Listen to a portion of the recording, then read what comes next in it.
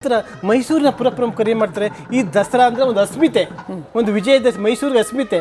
ಹಾಗಾಗಿ ಮೈಸೂರಿನ ಪುರಪ್ರಮುಖರಂತ ಮೈಸೂರಿನ ನಾವು ಯಾವಾಗ ಯೋಚನೆ ಮಾಡಬೇಕಂದ್ರೆ ಮೈಸೂರಿನಲ್ಲಿರುವಂಥ ಕನ್ನಡಪರ ಹೋರಾಟಗಾರರು ಈಗಿನ ನೆನ್ಕೊಳ್ಬೇಕಾದ್ರೆ Lingaswamy, professor P V Nanjaraja Arasu, ಮೌಲ್ಟ್ ರಾಜು ಮುಂತಾದವರೆಲ್ಲ ಸೇರಿಕೊಂಡು ಮೈಸೂರಿನ ಅಗ್ರಹಾರದಿಂದ, ಮೈಸೂರಿನಲ್ಲಿ ಅಗ್ರಹಾರದಲ್ಲಿ ಈ ಒಂದು ಮೈಸೂರು ನೋಡಿರ್ಬೋದು 101 ಗಣಪತಿ ಅಂತ ಏನು ಇದಾಗಿದೆ, ಅದಕ್ಕಿಂತ ಅಗ್ರಹಾರದ ಇದಂತೆ ಎಲ್ಲರೂ ಸೇರ್ತು ಕನ್ನಡಪರ ಹೋರಾಟ ಸೇರ್ತಾ ಇದ್ದಾರೆ. ಏನು ಮಾಡೋದು ಅಂತ ಹೇಳಿದಾಗ ಅಲ್ಲಿ ಲಿಂಗಾಯತ ಸಮುದಾಯದ ಇರ್ತಾರೆ, ಅವರಲ್ಲಿ ಕಲಾ ತಂಡಗಳಿರ್ತವೆ, ವಾದ್ಯಗಳಿದೆ, ಕಂಸಾಳೆಗಳು ಎಲ್ಲ ಇದೆ. ಹಾಗೆ ಅವರು ಸೇರಿಕೊಂಡು ಮೈಸೂರಿನ ಮೃಗಾಲಯದಲ್ಲಿ ಆ ಒಂದು ಇದನ್ನು ಆನೆಯನ್ನು ಬಾಡಿಗೆ ತಗೊಂಡು ಅರಮನೆಯಲ್ಲಿ ಜಯಚಾಮರಾಜೇಂದ್ರವ್ರನ್ನ ಕಾಡಿ ಬೇಡಿ ಮರದ ಅಂಬಾರಿಯನ್ನು ಈಗ ತಾಲಿ ಮಾಡೋಕ್ಕೆ ಏನು ತಗೋತೀವಿ ಆ ಅರಮನೆ ಆ ಅಂಬಾರಿಯನ್ನು ತೆಗೆದುಕೊಂಡು ಕಲಾ ತಂಡದ ಮೂಲಕ ಕಲಾ ತಂಡಗಳ ಮೂಲಕ ವಾದ್ಯಗೋಷ್ಠಿಗಳ ಮೂಲಕ ಮೈಸೂರಿನ ಅಗ್ರಹಾರದಿಂದ 101 ಗಣಪತಿ ಅಂತ ಹೇಳಿದ್ರೆ ಅಲ್ಲಿಂದ ನಮ್ಮ ಆಯುರ್ವೇದಿಕ್ ಹಾಸ್ಪಿಟಲ್ ಸರ್ಕಲ್ವರೆಗೆ ಹೋಗ್ತಾರೆ. ಅದು ಆ ಮೊದಲದು.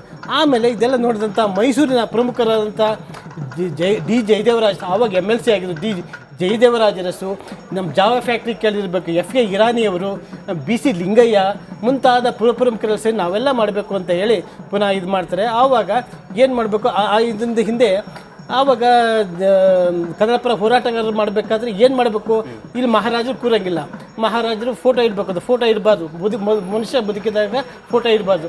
ಆಗ ಮೌಲ್ಟ್ ರಾಜು ಅಂತ ಹೇಳಿ ಆತ ಪ್ಲಾಸ್ಟರ್ ಆಫ್ ಪ್ಯಾರಿಸಲ್ಲಿ ಒಂದು ಭುವನೇಶ್ವರಿ ಕನ್ನಡಾಂಬಿಯನ್ನು ವರ್ಷ ಮಾಡ್ತಾರೆ. ನಂತರ ಪುರಪ್ರಮುಖರು FK Irani, DV Arasu, D ಜಯದೇವರಾಜ Arasu, BC Lingayya ಮುಂತಾದವರೆಲ್ಲ ಸೇರ್ಕೊಂಡು ಮಾಡುವಂಥ ಕ್ರಾಫೋರ್ಡ್ ಮೈಸೂರಿನ ವಿಶ್ವವಿದ್ಯಾನಿಲಯದಿಂದ ರೈಲ್ವೆ ಸ್ಟೇಷನ್ನಿಂದ ಅಶೋಕ ರೋಡಿಂದ ರೇಸ್ ಕೋರ್ಸ್ ಮತ್ತು ಮೃಗಾಲಯ ಹತ್ರ ರೇಸ್ ಕೋರ್ಸ್ ಇದ್ರಲ್ಲ, ರೇಸ್ ಕೋರ್ಸಲ್ಲಿ ಪಂಜಿಂದ ಕವಾಯತುಗಳಾಗ್ತದೆ. ಅದು ಆವಾಗ ಆಮೇಲೆ ಏನು ಮಾಡಿದ್ವು ಅಂತ ಹೇಳಿದ್ರೆ ನೆಕ್ಸ್ಟು 1972ರಲ್ಲಿ ನಮ್ಮ ಮುಖ್ಯಮಂತ್ರಿ ಅಂತ ದೇವರಾಜ ಅರಸು ಮುಖ್ಯಮಂತ್ರಿಗಳಾಗ್ತಾರೆ. ಆ ಸಂದರ್ಭದಲ್ಲಿ ಏನು ಮಾಡಿದ್ರು ಅಂತ ಇವರೆಲ್ಲ ಪುರಪ್ರಮುಖರಲ್ಲಿ ಹೋಗ್ತಾರೆ. ಆವಾಗ ಆಯಿತು ಅಪ್ಪ ಮಹಾರಾಜರು ಒಪ್ಪಿಸೋಣ ಅಂತ, ಮಹಾರಾಜ ನಾನು ಎಂದೂ ಸಹ ನಾನು ಸಿಂಹಾಸನ ಕೂರಲ್ಲ, ನಾನು ಮಾಮೂಲು ಟ್ಯಾಕ್ಸ್ ಪೇಯರ್ ಅಂತ ಹೇಳ್ತಾರೆ. ಆವಾಗ ಒಂದು ಸಂಧಾನಕ್ಕೆ ಬರ್ತಾರೆ, ಏನಂತ ಅಂದರೆ ಮೈಸೂರಿನ ದಸರಾವನ್ನು ಆಚರಣೆ ಮಾಡಬೇಕು. ಆವಾಗ ಏನಂದರೆ ನಾಡ ಹಬ್ಬ ಅಂತ ಸರ್ಕಾರ ಮಾಡೋದು ನಾಡ ಹಬ್ಬ, ಚಾಮುಂಡೇಶ್ವರಿ ತಾಯಿಯ ಮೆರವಣಿಗೆ ಆವಾಗ ನಾಡ ಹಬ್ಬ ಅಂತ ಆಯಿತು. ಈ ವಿಜಯದಶಮಿ ಮೈಸೂರಿನ ಅರಮನೆಯ ಒಳಗಡೆ ನಡೆಯುವಂಥ ವಿಜಯದಶಮಿಯ ಶಾಸ್ತ್ರೋಕ್ತವಾಗಿ ನಡೀತಾ ಇದೆ ಈಗಲೂ ಸಹ. ಅದು ಎಂದೂ ಸಹ ಇದಾಗಿಲ್ಲ. ಈ ಹೋಮ ಹವನಗಳಿಂದ ಕಂಕಣ ವಿಸರ್ಜನೆವರೆಗೂ ಸಹ ಚಾಚು ತಪ್ಪಾಗಿ ವಿಧಿವಿಧಾನಗಳು, ಖಾಸಗಿ ದರ್ಬಾರ್ ಇರ್ಬೋದು, ಕಾಳಿರಾತ್ರ ಇರ್ಬೋದು, ಸರಸ್ವತಿ ಪೂಜೆ ಇರ್ಬೋದು, ಪ್ರತಿಯೊಂದು ಸಹ ಅಲ್ಲಿ ಇವಾಗಲೂ ಅಲಮೇಲಮ್ಮನ ಪೂಜೆ ಇವೆಲ್ಲ ಶಾಸ್ತ್ರೋಕ್ತವಾಗಿ ನಡೀತವೆ, ನಾಡ ಹಬ್ಬ. ಆವಾಗ ಆ ಸಂದರ್ಭದಲ್ಲಿ ಏನು ಮಾಡೋದು, ಕೆಲವರು ಭುವನೇಶ್ವರಿ ಕೂರಿಸಿ ಅಂತಾರೆ, ಕೆಲವರು ಕನ್ನಡಾಂಬೆ ಕೂರಿಸಿ ಅಂತಾರೆ, ಕೆಲವರು. ಆಗ ನಮ್ಮ ಮೈಸೂರವರದು ರಾಜವಂಶಸ್ಥರು ಆದಂತಹ D ದೇವರಾಜ ಅರಸು ಏನು ಮಾಡ್ತಾರೆ, ನಾಡ ದೇವತೆ ನಮ್ಮ ಕುಲದೇವತೆ ಚಾಮುಂಡೇಶ್ವರಿನ ಕೂರಿಸ್ತಾರೆ. ಆವಾಗಿಂದ ಚಾಮುಂಡಿ ಅಲ್ಲಿಗೆ ಇದಾಗ್ತದೆ. ಆ ಚಾಮುಂಡಿ ಯಾರು ಅಂತ ಅಂದರೆ ಚೋಳರ ಶೈಲಿ ಅಂತ ಚಾಮುಂಡಿ. ಅದು ಚೋಳರ ಶೈಲಿಯಲ್ಲಿ ಇತ್ತಂತೂ 1973ರಿಂದ 1989ರಿಂದ 90ರವರೆಗೆ ಚೋಳ ಶೈಲಿಯ ಇದಿತ್ತು. ಅದನ್ನು ನಮ್ಮ ತಮಿಳುನಾಡಿನ ಒಬ್ಬ ಇವ್ರು ಮಾಡ್ಕೋತ ಪಂಚಲೋಹದ ಇದಾಯಿತು. ಅದ ನಂತರ ಅದೇ ಆ ಒಂದು ಕಾಂತಿ ಇಲ್ಲ, ಒಂದು ವಿಗ್ರಹದಲ್ಲಿ ಕಾಂತಿ ಇಲ್ಲ, ಲಕ್ಷಣ ಇಲ್ಲ ಅಂತ ಹೇಳಿ ಒಂದಷ್ಟು ಕನ್ನಡ ಹೋರಾಟರು ಮತ್ತು ನಮ್ಮ ಸಾಂಪ್ರದಾಯಿಕವಾದಗಳು ವಾದ ಮಾಡಿದಾಗ ಅದನ್ನು ಬದಲಾವಣೆ ಮಾಡಿ 1989-90ರಲ್ಲಿ ಹೊಯ್ಸಳ ಶೈಲಿಯ ನಮ್ಮ ಕಲೆ ಹೊಯ್ಸಳ ಶೈಲಿಯ ಪಂಚಲೋಹದ ಒಂದು ವಿಗ್ರಹವನ್ನು ಮಾಡ್ತಾರೆ.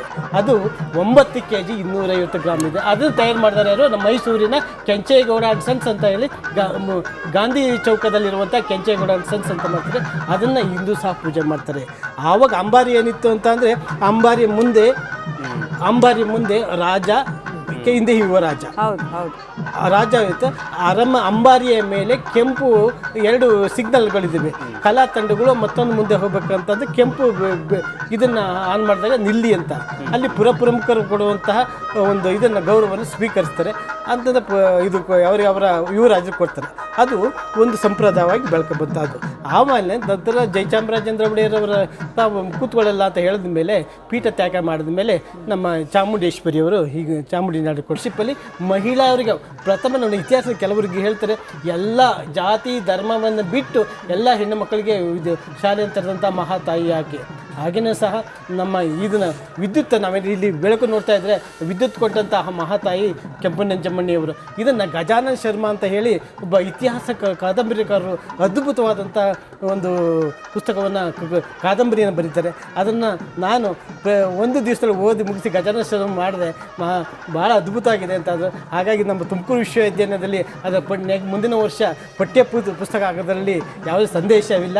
ಹಾಗಾಗಿ ಇಂತಹ ಕೆಂಪು ನಂಜಮ್ಮಣ್ಣಿಯವರ ನಂತರ ಬಂದಂಥ ಅವರ ಮಗ ನಾಲ್ವಡಿ ಕೃಷ್ಣರಾಜ ಒಡೆಯರು. ನಾಲ್ವಡಿ ಕೃಷ್ಣರಾಜ ಒಡೆಯರು ಅವರ ತಾಯಿ ಹಾಕೊಂಡಂಥ ಮಾರ್ಗದರ್ಶನ ಸ್ಟುವರ್ಡ್ ನಮ್ಮ ಫ್ರೇಜರ್ ಸ್ಟೌನ್ ಅಂತ ಇದ್ದಿಲ್ಲ, ಆ ಫ್ರೇಜರ್ ಮುಖಾಂತರ ಅವರಿಗೆ ಅನೇಕ ಆಡಳಿತಾತ್ಮಕವಾದಂಥ ಇದು ಟ್ರೈನಿಂಗ್ ಎಲ್ಲ ಕೊಡ್ತಾರೆ, ತರಬೇತಿ ಕೊಡ್ತಾರೆ. ಇದು ನ್ಯಾಯಾಲಯದ ಕಲಾಪಗಳಿಗೆ ಹೋಗಿ ನ್ಯಾಯಾಲಯದ ಕಲಾಪಗಳು ಹೇಗೆ ನಡೀತೇವೆ ಅಂತ ಜಡ್ಜ್ಮೆಂಟ್ ಎಲ್ಲ ಬರೆಸ್ತಾರೆ.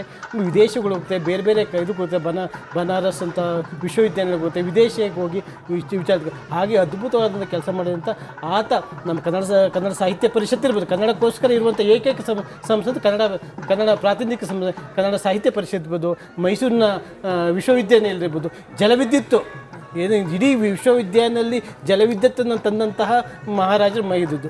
ಆ ನಂತರ ಬಂದ ನಂತರ ನಾಲ್ವಡಿ ಕೃಷ್ಣರಾಜ ಒಡೆಯರ ಜೊತೆಗೆ ಅವರ ತಮ್ಮ ಕಂಠೀರವ ನರಸರಾಜ ಒಡೆಯರನ್ನ ನೆನ್ಕೋಬೇಕಾಗುತ್ತೆ. ಅವರಿಬ್ಬರು ಭಾಳ ಅಂಡರ್ಸ್ಟ್ಯಾಂಡಿಂಗ್ ಇತ್ತು, ಭಾಳ ಅದ್ಭುತವಾಗಿತ್ತು. ಅವರು ಸಹ ಸಾಮಾಜಿಕ ನ್ಯಾಯವನ್ನು ತಂದುಕೊಟ್ಟಂಥ 1918ರಲ್ಲಿ ಜಸ್ಟಿಸ್ ಮಿಲ್ಲರ್ ಕಮಿಷನ್ ಮುಖಾಂತರವಾಗಿ ಮಿಲ್ಲರ್ ಕಮಿಷನ್ ಜಾರಿಗೆ ತರ್ತಾರೆ. ಅದನ್ನು ಅವ್ರ ತಮ್ಮ ಸೋದರ ಮಾವಂತ ಕಾಂತರಾಜ ಜಾರಿಗೆ ತರ್ತಾರೆ. ಹಾಗಾಗಿ ನಾಲ್ವಡಿ ಕೃಷ್ಣರಾಜ ಒಡೆಯರ ನಂತರ ಜಯಚಾಮರಾಜೇಂದ್ರ ಅದನ್ನು ರೂಢಿಸ್ಕೊಂಡು ಬಂದರು. ಹಾಗಾಗಿ ಇದು ಜಯಚಾಮರಾಜೇಂದ್ರ ಒಡೆಯರ 1947ರಲ್ಲಿ ನಮ್ಮ ಇದನ್ನು ಸ್ವಾತಂತ್ರ್ಯವನ್ನು ತ್ಯಜಿಸಿ ಭಾರತಕ್ಕೆ ವಿಲೀನ ಆಗ್ತಾರೆ. 1950ರವರೆಗೂ ಸಹ ಮಹಾರಾಜರಾಗಿರ್ತಾರೆ. 1950ರಲ್ಲಿ ರಾಜ ಪ್ರಮುಖರಾಗ್ತಾರೆ. ಆಮೇಲೆ ಕರ್ನಾಟಕ ಏಕೀಕರಣ ಆದಮೇಲೆ ಮದ್ರಾಸು ಮತ್ತು ಕರ್ನಾಟಕಕ್ಕೆ ಮೊದಲ ರಾಜ್ಯಪಾಲರಾಗ್ತಾರೆ. ಆಮೇಲೆ ಮದ್ರಾಸ್ ರಾಜ್ಯಪಾಲರಾಗಿ ವರ್ಗಾವಣೆ ಹೋಗ್ತಾರೆ. ಆ ಸಂದರ್ಭದಲ್ಲಿ 1969ರವರೆಗೂ ಸಹ ದಸರಾ ಅಂದರೆ ಒಂದೇ ಇತ್ತು. 1969ರಲ್ಲಿ ಇಂದಿರಾ ಗಾಂಧಿಯವರು ನಮ್ಮ ಸಂವಿಧಾನಕ್ಕೆ ತಿದ್ದುಪಡಿ ತರೋದ್ರ ಮುಖಾಂತರ ಮಹಾರಾಜ ಎಂಬ ಪದವನ್ನು ಆ ಒಂದು ಬಿರುದನ್ನು ಅಬಾಲಿಷ್ ಮಾಡ್ತಾರೆ. ಜಾತ್ಯತೀತ ಮತ್ತು ಸಮಾಜವಾದಿ ಅಂತ ತರ್ತಾರೆ. ಸಮಾಜವಾದಿ ಅಂತ ಎರಡೂ ಸಮಾನ. ಆವಾಗ ಆರ್ಡಿನೆನ್ಸ್ ತರುತ್ತೆ. ಆರ್ಡಿನೆನ್ಸು ಸಂಸತ್ತಲ್ಲಿ ಪಾಸ್ ಆಗ್ತದೆ, ರಾಜ್ಯಸಭೆಯಲ್ಲಿ ಬಿದ್ದೋಗ್ತದೆ.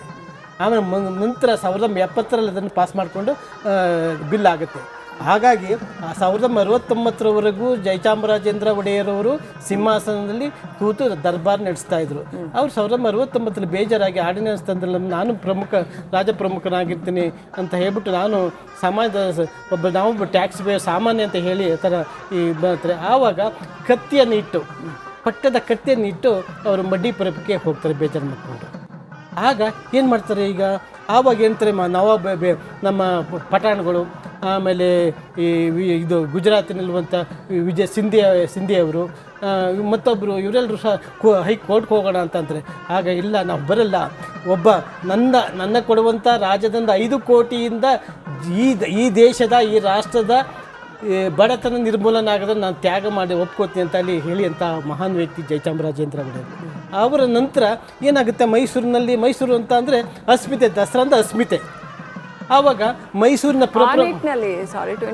ಆ ನಿಟ್ಟಿನಲ್ಲಿ ನಾವು ನೋಡೋದಾದ್ರೆ ಮಹಾರಾಜರು ಅಂದರೆ ಶ್ರೇಷ್ಠ, ಗ್ರೇಟ್ ಅನ್ನೋ ಅರ್ಥ ಇದೆ.